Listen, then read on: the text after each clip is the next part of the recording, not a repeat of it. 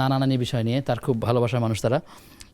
তার কম জানতেন, তার দৃষ্টিতে জানতেনই না, বা নামাজের ভুল ভ্রান্তি ছিল। অর্থাৎ এখন সময় যেভাবে নামাজের মাসালাগুলো চর্চা হচ্ছে, এটা শুনে শুনে মানুষের বুঝতে পারছে আগে যা করছে অনেকটাই ভুলের মধ্যেই ছিল, এরকম একটা ধারণা মানুষের। এখন এরকম করে নামাজ যিনি বেঁচে আছেন তার নামাজগুলো হয়েছে কিনা, আবার যিনি তার নানা মারা গেলেন তার নামাজও হয়েছে কিনা, এই বিষয়ে আসলে তার কি বলবেন? আসলে বড় চমৎকার প্রশ্ন। আল্লাহ আমার এই ছোট বাবুকে আরো দিন দিন আরো জানার তৌফিক দান করুন, আমিন আমিন। দোয়া করি। তার যে প্রশ্ন হলো, তার নানা কিছুই জানেন না, পড়ালেখা জানেন না, আর নামাজের মধ্যে যা কিছু বলেন বা পড়েন এই সব কিছুই ভুল, হয়তো বুঝতেন না, অথবা সেটাই যেই হোক।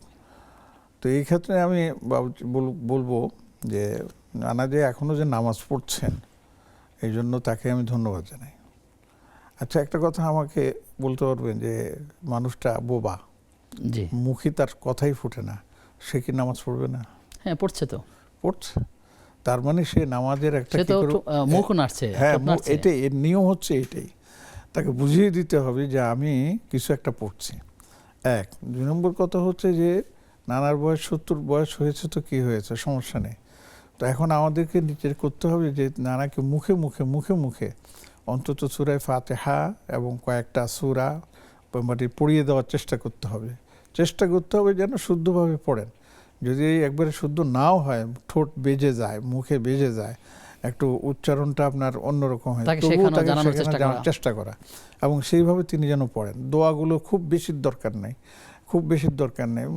সেজদার মধ্যে যে দোয়া, রুকুর মধ্যে যে দোয়া, এগুলো মোটামুটি একটু শিখিয়ে দিলে আর অনুযায়ী তিনি যদি নামাজ পড়েন ঠিক মতন নিয়মিত, তাহলে ইনশাআল্লাহ আল্লাহ তাকে মাফ করে দেবেন এবং তিনি আল্লাহর কাছে ক্ষমাপ্রাপ্ত হয়ে যাবেন ইনশাআল্লাহ। এই জন্য আল্লাহর কাছে এটাও বলতে হবে নানাকে, সে বুঝিয়ে দিবে যে নানা আল্লাহর কাছে সবসময় দোয়া করে যে আল্লাহ, আমি এই ছোটবেলায় যে ভুল করেছি, জীবনে যে ভুল করেছি, শিখি নাই আল্লাহ, এটা আমি আমার মনে অপরাধ করেছি, আল্লাহ আপনি আপনার খাস রহমত আমাকে মাফ করে তওবা করতে থাকবে নিয়মিত। জি জি জি।